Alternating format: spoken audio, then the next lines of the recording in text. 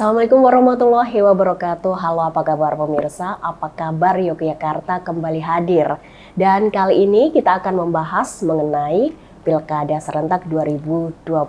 Dan khususnya nih pemirsa, kita akan membahas mengenai partisipasi pemilih dan pencalonan kandidat Pilkada Sleman. Nah, saya tidak sendiri pemirsa, tentu saja sudah ada narasumber yang luar biasa yang akan berdialog dan kita bersama-sama membahas topik yang harus kita simak pemirsa karena ini sangat menarik. Sudah ada Ketua Bawaslu Sleman, Bapak Arjuna Al-Ihsan Siregar, dan satu lagi sudah ada Koordinator Divisi atau Kordif Pencegahan Partisipasi Masyarakat dan Hubungan Masyarakat P2H Bawaslu Sleman, Bapak Raden Yuan Sikra. Saya akan sapa Pak Arjuna Al-Ihsan Siregar, Ketua Bawaslu Sleman, Yogyakarta. Bapak, bagaimana kabarnya nih Pak? Alhamdulillah baik Mbak Danita. Baik Pak Arjuna, baik alhamdulillah. Kalau Pak Yuan bagaimana kabarnya nih? Alhamdulillah bil khair. Alhamdulillah baik semua dan sudah siap menyambut Pilkada Serentak 2024 khususnya Kabupaten Sleman ya Pak ya. Siap. Bapak, kita sebelumnya membahas mengenai tema yang sudah tadi disebutkan. Namun saya akan menanyakan bagaimana kemudian pendapat dari Bawaslu Kabupaten Sleman mengenai Pilkada 2024 ini khususnya di Kabupaten Sleman. Kita tahu kalau Pilkada atau pemilihan kepala daerah itu kan selalu ada karena 5 tahunan selalu berbeda. Nah, 2024 nih pemirsa, ini ada yang berbeda atau bagaimana nih? Saya ke Pak Arjuna terlebih dahulu, Bapak silahkan. Iya, pemilihan di 2024 ini kan memang agak berdekatan dengan pemilu nasional kemarin ya, pemilu 2024. Sehingga dari sisi waktu persiapannya saja itu sudah sangat terbatas, mepet banget gitu. Bahkan ada beberapa tahapan yang saling berhimpitan. Nah, tentu ini tantangan bagi kami ya, bagaimana bisa mempersiapkan strategi pengawasan tahapan yang nanti memang betul-betul dapat dilaksanakan di lapangan. Ya. Dan semoga saja nanti ya pilkada yang nanti akan kita laksanakan bersama secara serentak, secara nasional, termasuk di Kabupaten Sleman, pada tanggal 27 November 2024 nanti bisa berjalan dengan baik, lancar, luber dan jurdil, aman dan damai. Baik, Pak Arjuna, kalau dari sisi teknisnya nih, sebelum pelaksanaan tentu ada sosialisasi dan lain sebagainya supaya nanti pengawasan juga berjalan dengan lancar. Nah, saya akan ke Pak Yuan. Kalau dari sisi teknisnya seperti apa sih Pak untuk persiapan pengawasan, terutama Pilkada 2024 ini yang tadi disebutkan berdekatan gitu dengan pemilihan nasional atau Pilpres khususnya ya Pak ya? Iya Mbak. Jadi di internal sendiri di kami di Bawaslu sudah menyiapkan sahabat-sahabat dari badan ad hoc terutama di tingkat Kapanewon atau kecamatan sampai di tingkat kelurahan atau desa. Jadi secara internal kita juga konsolidasi, kemudian terkait dengan kompetensi yang ada kita juga melakukan sosialisasi juga ke masyarakat terkait dengan pengawasan di pemilihan kepala daerah di tahun 2024 ini. Karena seperti ketahui juga bahwa memang karena waktunya berdekatan itu menjadi kita harus punya effort tersendiri lah untuk menghadapi pemilihan kepala daerah ini. Jadi kita betul-betul mempersiapkan dari awal di pemutakhiran data sampai saat ini kemudian menjelang penetapan DPT begitu Mbak. Baik, Pak Yuan, menarik sekali kalau kita bahas mengenai teknis terutama sosialisasi. Nanti kita bahas lebih lanjut ya Pak ya. Saya kembali ke Pak Arjuna nih, Pak Arjuna. Kita juga tahu bahwa peran Bawaslu itu sangat penting, terutama pengawasan pilkada supaya berjalan dengan lancar, aman, adil, dan sesuai harapan atau demokratis. Bagaimana sebenarnya peran dari Bawaslu nih Bapak, khususnya di Kabupaten Sleman dengan cakupan wilayah yang seperti kita ketahui di Kabupaten Sleman juga cukup besar, juga penting juga kalau saat ini ada 2 kandidat, 2 pasangan. Seperti apa Pak kalau peran Bawaslu? Nah, khusus terkait dengan kondisi Sleman yang kemarin juga proses pencalonan kita sudah melihat bersama ada 2 pasangan calon ya yang akan bertarung di Pilkada Sleman ini, tentu ini juga butuh kecermatan, gitu. Karena agak berbeda dengan kabupaten kota yang lainnya se-DIY ini, dan dari sisi indeks kerawanannya juga kemarin kita kategorikan sebagai indeks kerawanan tinggi. Oleh karena itu tentu dalam pelaksanaan tugas-tugas pengawasan ini, kalau kita ingin Pilkada Sleman ini berintegritas, baik dari sisi prosesnya maupun hasilnya, maka tentu kita butuh dukungan dari masyarakat. Nah, kalau kami mengatakan itu sebagai pengawasan partisipatif, ya. Karena kalau pengawasan itu hanya mengandalkan SDM yang ada di Bawaslu, tentu dia tidak akan bisa mengawasi seluruh kejadian-kejadian yang ada di pemilihan nanti. Nah, kalau masyarakat ikut mengawasi, harapannya setiap potensi-potensi kecurangan itu bisa dicegah bersama-sama. Nah, jadi disitulah esensi mengapa Bawaslu itu harus bergandengan tangan, harus menjalin jejaring dengan masyarakat, dengan ormas, atau dengan stakeholder manapun yang sama-sama memiliki harapan yang sama, tujuan yang sama agar Pilkada Sleman ke depan dapat berjalan dengan aman, damai, lancar, sukses, luber dan jurdil. Pak Arjuna, kalau kita melihat tahapan saat ini yang sudah dilalui adalah coklit tahapan awal ya Pak ya, setelahnya ada pendaftaran, penetapan, dan besok memang ada penetapan dalam waktu dekat ini.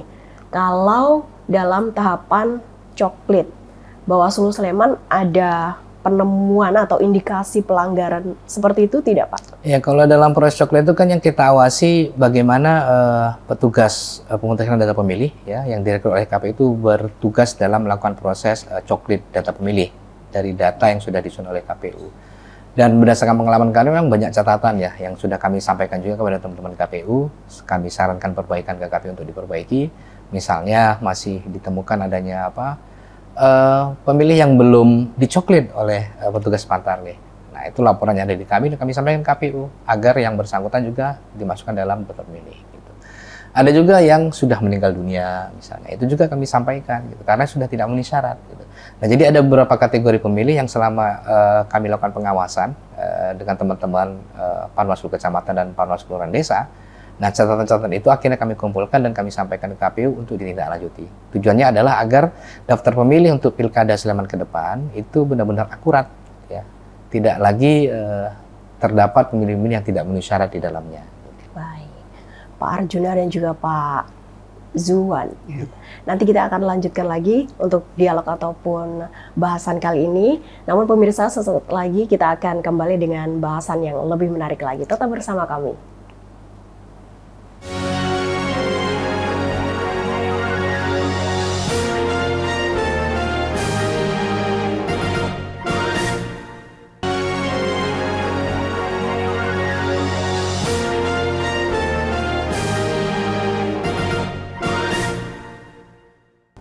Kembali lagi pemirsa di Apa Kabar Yogyakarta. Kita akan langsung berbincang kembali mengenai apa tindak lanjut dengan KPU. Tadi sudah disebutkan ada indikasi pelanggaran, namun memang sudah dikoordinasikan. Nah, hasilnya seperti apa nih? Iya. Seperti apa nih untuk hasilnya? Catatan-catatan hasil pengawasan itu kan kita sampaikan ke KPU pada saat pleno ya. Dan pleno kemarin itu kan berjenjang, mulai dari tingkat kalurahan ya, PPS, kemudian di tingkat Kapanewan itu bersama teman-teman PPK, kemudian di tingkat kabupaten dengan teman-teman di KPU Kabupaten Sleman. Jadi seluruh catatan itu kita sampaikan. Ini ada catatan beberapa temuan teman-teman pengawas. Kami harapkan ini tindak lanjuti karena kami juga sudah menyertakan beberapa data otentik ya, sesuai dengan persyaratan yang ada di peraturan KPU. Dan harapannya nanti mereka yang memenuhi syarat itu masuk dalam daftar pemilih atau di DPT Sleman, dan yang tidak memenuhi syarat itu dihapus dari daftar pemilih. Nah, sehingga ya itu tadi tujuannya agar daftar pemilih di Pilkada Sleman ini benar-benar akurat ya, tidak lagi bermasalah gitu. Sehingga nanti hasilnya juga diharapkan bisa benar-benar dapat dipercaya oleh masyarakat di Sleman. Baik. Kalau saat ini bagaimana untuk meningkatkan partisipasi pemilih Pak? Tadi kan juga disebutkan ada yang meninggal ternyata, ada yang mungkin belum tertempel stiker saat coklit. Mungkin ada juga yang belum terdata ternyata. Seperti apa Bapak untuk langkah supaya bisa meningkatkan partisipasi para pemilih dalam Pilkada 2024 di Sleman? Seperti apa Bapak untuk Oke, strategi? yang pertama kita tentu ini Mbak, ada sosialisasi sendiri tentang pemilihan. Oke, kapan pemilihan dilaksanakan, kemudian tahapan-tahapan itu. Tadi sudah disebutkan misalnya tahapan tentang pemutakhiran data. Di awal itu pun di pemutakhiran data ini masyarakat sebenarnya sudah bisa aktif untuk mengawasi. Kita kemarin juga melakukan pengawasan melekat terhadap proses coklit itu sendiri. Kemudian kalau ditemukan tadi yang sudah disampaikan, ada beberapa temuan yang memang harus ditindaklanjuti, nah, kita kemudian menyampaikan pada KPU. Nah, kesuksesan pemilihan kepala daerah di Kabupaten Sleman ini menjadi kepentingan kita bersama. Dan masyarakat kemudian harus bisa terlibat dalam proses pengawasan ini karena memang kalau kemudian dibebankan hanya pada penyelenggara pemilu, tentu ini tidak akan mencakup keseluruhan di wilayah Kabupaten Sleman ini. Nah, selain ada sosialisasi, kita juga ada beberapa program terkait dengan misalnya pemilih pemula. Kita juga melakukan sosialisasi di sekolah-sekolah di kelas 12 misalnya, yang memang untuk tahun ini mungkin sudah mempunyai hak pilih. Kemudian kita juga bekerjasama atau menjalin hubungan dengan misalnya dengan KUA. Kan ada beberapa memang data yang masuk di pernikahan yang awal ini, kita juga bisa melihat data yang bisa memang kita sampaikan dan memang itu menjadi tugas kita. Kemudian yang selanjutnya terkait dengan data pindah memilih, Mbak. Ini kan juga ada data yang keluar maupun masuk, mutasi. Ini kita juga melihat itu, kemudian di kelurahan-kelurahan kita misalnya ada data ya atau warga yang masuk, ya ini menjadi perhatian kita, jangan sampai warga tersebut atau orang yang masuk itu kemudian tidak tersampaikan nanti haknya saat menjadi pemilih di bulan November nanti. Itu Mbak. Baik, betul sekali Bapak. Kalau di Kabupaten Sleman nih, Pak Yuan, di mana saja nih yang ada indikasi seperti pelanggaran coklit atau ada masalah terkait hasil coklit gitu? Di mana ini? Nggih. Kalau secara keseluruhan sih kemarin ditemukan ada beberapa misalnya di Prambanan ya misalnya terkait dengan rumah yang belum ditempel stiker. Ini kan juga bagian dari prosedur yang harus dipenuhi. Kemudian misalnya terkait dengan penyelenggara sendiri ada memang ya tidak memakai atribut misalnya, itu juga ditemukan. Tapi kita sudah menyampaikan bahwa secara prosedural rumah dipakai dan itu sudah dipenuhi. Kemudian misalnya ada di wilayah Ngaglik misalnya ada yang memang karena ini wilayah di daerah perumahan, Pak, itu kan untuk ketemu orangnya itu kan sangat susah gitu loh ya, apalagi memang banyak orang yang investasi di Jogja, kemudian berKTP Jogja, tapi ketika ditemui itu orangnya tidak ada. Nah ini menjadi kendala tersendiri. Ya padahal kalau sesuai dengan peraturan memang harus dicoklit gitu ya, akhirnya kita tetap menempuh solusi-solusi dari permasalahan tersebut, Mbak. Oke, baik, terima kasih Pak Zuan. Pak Arjuna, kalau evaluasinya seperti apa sih untuk tahapan coklit yang sudah dilalui? Ya, pertama memang dalam menyusun daftar pemilih awal ya, teman-teman KPU itu masih menyisakan beberapa pemilih yang belum masuk dalam daftar pemilih. Nah ini juga harus jadi catatan. Kemudian yang kedua terkait dengan prosedur ya, prosedur coklit. Ada beberapa ya, tidak semuanya. Ada beberapa petugas coklit yang terkadang itu tadi seperti dikatakan Pak Iwan itu lupa memakai atribut. Gitu. Padahal itu menjadi sebuah syarat ya ketika mereka melakukan coklit di lapangan. Kemudian yang ketiga juga koordinasi. Koordinasi antara teman-teman KPU dan jajaran dengan Dinas Dukcapil. Ini penting ya. Kenapa? Karena dengan koordinasi itu kita harapkan data penduduk khususnya mereka yang mutasi masuk ke Sleman ataupun mutasi keluar itu bisa segera dideteksi kemudian bisa segera dimasukkan dalam daftar pemilih atau dicoret atau dihapus dari daftar pemilih. Nah, karena kemarin itu kami menemukan begitu KPU mengatakan 100% coklit selesai, semuanya sudah didata oleh KPU gitu dan jajarannya, tapi kami ternyata di lapangan bisa menemukan ada beberapa pemilih yang sudah memenuhi syarat belum masuk dalam daftar pemilih, belum dicoklit.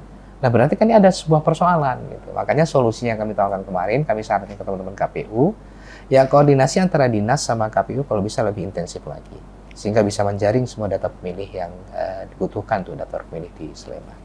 Baik, Pak Arjuna, Pak Yuan, kita akan lanjutkan di segmen selanjutnya nih pemirsa. Pemirsa, kita akan kembali sesaat lagi, tetap bersama kami.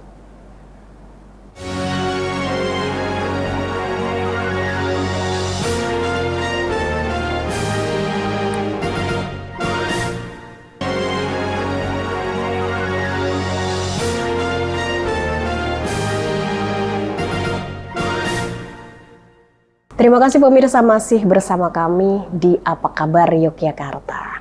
Nah pemirsa, kita juga masih bersama Ketua Bawaslu Sleman dan juga dari bagian Humas kalau kita sebut atau secara awamnya begitu ya Pak Yuan ya, Pak Arjuna. Iya. Nah, saya ke Pak Arjuna. Pak Arjuna, kalau tahap selanjutnya setelah coklit tentu saja pendaftaran, nanti juga ada penetapan calon.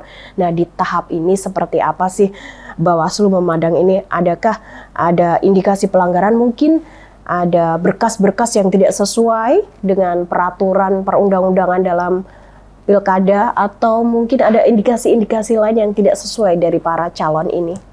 Iya, kalau di peraturan KPU yang mengatur terkait dengan pencalonan kan sudah diatur ya beberapa syarat yang harus dipenuhi oleh masing-masing bakal calon, baik bakal calon bupati maupun bakal calon wakil bupati gitu. Nah, yang diawasi oleh teman-teman pengawas tentu syarat-syarat itu tadi, pemenuhan syarat-syaratnya. Ya, termasuk tes kesehatannya juga diawasi. Nah, kemudian belum pernah dijatuhi pidana dan segala macamnya. Itu ada syarat-syaratnya. Nah, syarat-syarat itulah yang secara satu persatu diawasi oleh teman-teman Bawaslu dan dipastikan bahwa seluruh calon itu nantinya sebelum ditetapkan mereka sudah memenuhi syarat untuk ditetapkan sebagai pasangan calon. Dan prosesnya juga kan bertahap di KPU, mulai dari tahap awal pendaftaran, kemudian nanti ada verifikasi administrasi, kemudian masih ada juga tahap perbaikan. Gitu. Jadi harapannya itu calon-calon yang memang sudah diusung oleh partai politik, itu atau gabungan partai politik itu benar-benar adalah mereka yang terpilih dan memang sudah siap dari awal untuk mencalonkan diri. Gitu. Untuk persiapan 22 September Bapak, penetapan, nah ini kan sungguh penting. Seperti apa untuk Bawaslu memandang ini? Berarti sudah siap begitu ya Pak untuk dua calon tersebut, dua pasangan calon tersebut? Iya, kalau untuk Sleman kita sudah awasi ya, bahkan kita mendampingi teman-teman KPU ya, termasuk ketika mereka melakukan proses verifikasi, kemudian pelaksanaan pemeriksaan berkas-berkas persyaratan gitu. Semuanya sudah kita lakukan bersama-sama. Hanya saja memang ada satu hal yang perlu kami persiapkan dan sudah kami sampaikan juga kepada partai politik pengusung pasangan calon ya. Jika suatu saat misalnya KPU menetapkan pasangan calon yang terpilih bukan terpilih yang memenuhi syarat gitu ya. Kemudian masih ada pasangan calon yang misalnya tidak ditetapkan karena ada sesuatu hal mungkin dianggap KPU itu belum sesuai dengan persyaratan yang ada. Nah, kami juga di Bawaslu itu membuka yang namanya ruang sengketa. Jadi mereka yang tidak terima dengan keputusan KPU itu bisa mengajukan sengketa ke Bawaslu. Nanti Bawaslu akan menilai apakah proses pencalonnya, keputusan terkait dengan penetapan calon itu sudah benar atau belum, atau ada hal-hal yang perlu diperbaiki dari keputusan itu. Nah, ini adalah sebuah ruang yang diberikan memang oleh undang-undang kepada para pasangan calon untuk mencari keadilan dalam proses pencalonan ini. Nah, jadi setelah penetapan nanti ada ruang untuk melakukan sengketa kalau memang belum menerima terkait dengan keputusan itu, mungkin karena dia dicoret gitu dari daftar pasangan calon atau seperti apa, karena dianggap belum memenuhi syarat. Nah, di Bawaslu ada ruang yang namanya sengketa. Nah, itu semua sudah kami persiapkan secara teknis ya, termasuk bagaimana nanti menerima sengketa dan segala macamnya. Dan semoga di Sleman nanti kami harapkan tidak ada sengketa, seperti itu. Baik. Di luar sengketa yang semoga tidak ada di Kabupaten Sleman besok dalam pelaksanaan pilkada Bapak. Dalam undang-undang juga disebutkan tidak boleh adanya transaksi atau mahar politik, politik identitas, sara maupun hoaks. Seperti apa Bapak? Nah, hal ini tentu kami awasi ya. Kalau misalnya di kami itu ada yang namanya Pokja. Kami juga membentuk Pokja ya. Ada Pokja isu-isu negatif, ada Pokja kampanye gitu. Nah, harapannya dari Pokja-Pokja ini nanti kan dia dari beberapa stakeholder ya, termasuk dari stakeholder yang berkompeten menurut kami untuk ikut terlibat memberikan dukungan dalam pengawasan. Nah, harapannya nanti ini bisa memberikan kontribusi ataupun memaksimalkan upaya pengawasan yang dilakukan oleh teman-teman Bawaslu. Gitu. Nah, tentu yang namanya pelanggaran-pelanggaran itu nanti akan kita kaji lagi, apakah dia nanti masuk dalam pelanggaran administrasi, apakah pidana, gitu. Itu nanti akan kita kaji, kita lihat. Gitu. Tapi yang penting dari itu semuanya adalah pencegahannya, ya. Sebelum itu terjadi, gitu, maka pencegahan itu harus diutamakan oleh teman-teman Bawaslu. Jadi teman-teman Bawaslu itu harus siap dan jangan sampai lelah, gitu. Jangan sampai ada kata lelah untuk mengingatkan para paslon ketika mereka mungkin melakukan pelanggaran. Jadi diingatkan untuk tidak dilanjutkan pelanggarannya. Gitu. Atau sebelum pelaksanaan kegiatannya diingatkan, jangan lakukan itu. Kalau itu dilakukan nanti itu adalah sebuah pelanggaran. Nah, harapannya ya paslon juga bisa menerima harapannya ya, sehingga pilkada yang kita lakukan itu bisa berjalan secara tertib sesuai aturan yang ada. Oke, baik. Kemarin juga Bawaslu Sleman sudah melakukan penandatanganan kesepakatan seperti politik uang, betul ya Pak ya? Iya, kita kerjasama dengan Fakultas Hukum UGM dan Caksana Institute ya. Karena kita di Sleman ini ada 5 desa anti politik uang ya. Ya, karena kita paham, kita tahu bersama politik uang itu kan sudah menjadi seperti budaya ya. Jadi orang sudah merasa tidak malu lagi kalau menerima politik uang ketika pemilu ataupun pemilihan. Gitu. Nah, padahal itu kan tidak atau mendistorsi sistem demokrasi kita. Gitu. Oleh karena itu, apapun ya tantangannya, Bawaslu itu harus terus melakukan sosialisasi atau melakukan pemberdayaan masyarakat untuk menjadi pemilih yang cerdas. Gitu. Tidak ikut ataupun larut dalam budaya politik uang itu. Nah, harapan kami mungkin, gitu, karena ini kan pekerjaan jangka panjang ya. Harapannya dari 5 desa abu itu, desa anti politik uang itu bisa berkembang atau bahkan bisa merambah ke desa-desa lainnya. Sehingga ke depan harapannya kita bisa membenahi sistem demokrasi kita, sistem pemilu kita gitu. Pemilu yang tanpa mahar, gitu. Pemilu yang tanpa politik uang gitu. Sehingga pemilih kita menjadi pemilih yang rasional ya, benar-benar memilih pemimpin itu berdasarkan track record-nya, berdasarkan visi misinya gitu, untuk membangun ataupun memberi kemajuan bersama gitu dalam setiap siklus pemerintahan seperti itu. Baik, ya. Pak Juan, desa anti politik uang, luar biasa memang Bawaslu Sleman sudah ada program yang pencegahannya sedini mungkin begitu Pak. Sebelum ke closing statement ini, tadi kampanye juga penting. Kalau dari Pak Juan sendiri, apa sih yang akan dilakukan dan yang sudah dilakukan dalam mempersiapkan kampanye, terutama bagi para calon kandidat maupun bagi para pemilih supaya nanti pelaksananya bisa berjalan sesuai harapan. Iya. Jadi selain desa anti politik uang atau APU tadi Mbak, kita itu kan juga ada program forum warga di masyarakat di seluruh Kapanewon di Kabupaten Sleman. Forum warga ini adalah untuk menjaring ataupun diskusi termasuk membentuk relawan hasil dari forum warga ini yang memang forumnya dari berbagai elemen masyarakat Mbak, dari tokoh masyarakat, tokoh agama, tokoh pemuda, paguyuban pasar, ibu-ibu kelompok senam misalnya dan kelompok kesenian yang mereka di dalam aktivitas sehari-hari bisa ikut kemudian yang pertama mensosialisasikan terkait dengan pemilihan ini.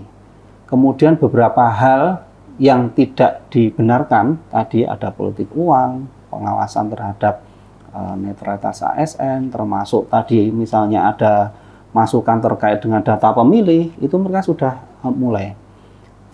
Dan ketika ini semua sudah dilakukan, harapan kami memang di pemilihan kepala daerah yang memang 2 bakal calon ini ya Mbak belum ditetapkan ini nanti bisa diminimalisir terkait dengan kendala yang ada.